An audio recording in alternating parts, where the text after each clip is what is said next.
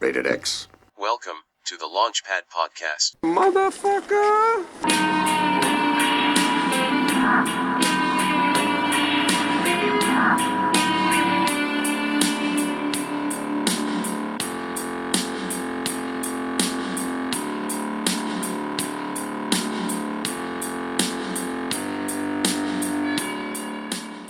I'm Zach Long, and welcome to the Launchpad. Today on this film review podcast, we will be talking about the 1995 film Gummo, written and directed by Harmony Korine.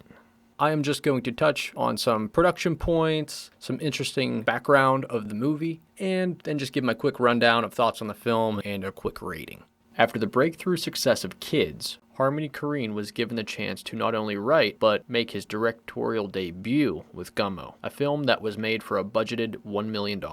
Harmony had to reportedly admit to the financier that this film was not art to get the funding for the project. Harmony chose not to use a traditional three-act plot structure and instead focused on making a loose narrative. The film depicts an Ohio town trying to find its way after a disastrous tornado strikes. The movie focuses on characters who find odd ways to pass time in a place where everything is broken and everyone is reeling.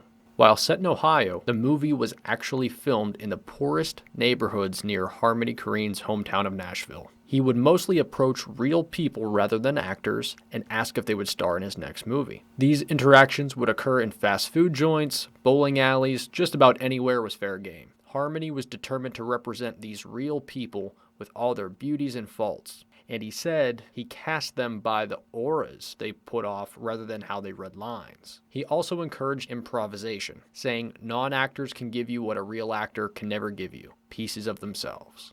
Nick Sutton was featured on an episode of a daytime television show called My Child Died from Sniffing Paint. Sutton was asked on the show where he thinks he will be in a few years. He replied, "I will probably be dead." After witnessing the episode, Harmony knew this was the perfect person to play a role in Gummo. Chloe Sevigny returns from Kids to star in this film. At one point during filming, Harmony demanded that they film in a tiny house that was infested with thousands of cockroaches and housed over 15 people. The film crew rebelled, demanding hazmat suits to enter the place. Harmony responded by kicking them all off the set, and he and the cinematographer entered alone to film that part of the movie. And just as a fuck you to the crew, he did it in flip-flops and shorts. Roadkill animals were also used as props in the film. The movie also features many different types of film being used. 35mm, 16mm, everything from that to VHS and high 8. Even Polaroid still shots were used. The movie was shot over a 4-week span, with the majority of the movie being shot on the last day of production. The soundtrack featured a wide range of music, everything from death metal to pop.